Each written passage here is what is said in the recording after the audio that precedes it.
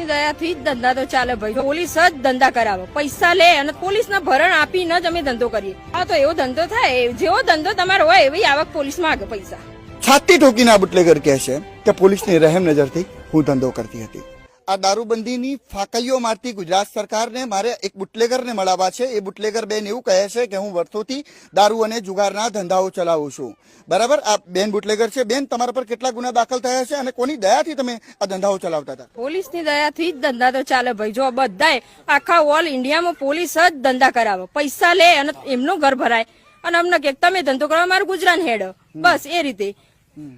અને હું મારા ઉપર તો ગુના થયેલા જ છે. કેટલા કયા કયા તમારા પર ગુના દાખલ થયા? ગુના તો દાખલમાં એવું કે દેશી દારૂના કેસ થયેલા, ઇંગ્લિશના કેસ થયેલા, જુગારના થયેલા, પણ પોલીસના ભરણ આપીને જ અમે ધંધો કરીએ.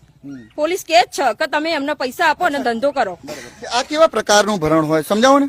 કેવા પ્રકારનું એટલે સાહેબ કેવું હોય, આમાં કે બધા વહીવટદાર હોય અલગ અલગ અલગ વિસ્તારના. કેમ કે સ્થાનિક ના ધારો કે આ તાલુકા લાગે તો તાલુકાના વિષ્ણુભાઈ છે, તો વિષ્ણુભાઈ મળે અને એવું કે તમે ધંધો તમે તાર કરો, હું ના નહીં પાડતો, મને પૈસા આપવાના તમારે.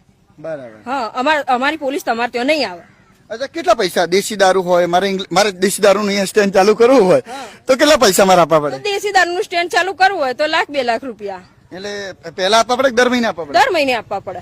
એટલે તો કેટલી આવક થતી હતી? હા, તો એવો ધંધો થાય, જેવો ધંધો તમારો હોય એવી આવક પોલીસ માંગે પૈસા. એવું છે? હા, બરાબર. તમે કેટલા પૈસા આપતા હતા? હું વિષ્ણુભાઈ ને ₹3 લાખ આપતી હતી. એ કહેતા હતા કે મારા એકલાના પૈસા દર મહિને મારા એકલાના પૈસા આપી દેવાના, સાહેબ બાઈબ કોઈ ના જોણવામાં. એવું છે? હા, મારા એકલાના પૈસા આપવાના અને મારો સ્ટાફ આઈજીડી સ્ટાફ. હા.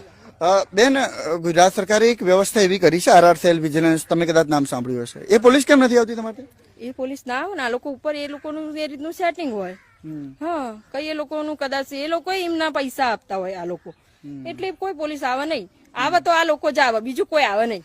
અને કોઈ જાણ કરવા દે નહીં. આ લોકો એમની રીતે એ લોકો ધંધો કરવા જ દે. અને બેન કબૂલ કરી રહ્યા છે કે હું બુટલેગર છું. ફરીવાર આ વિડીયો બનાવવાનો અર્થ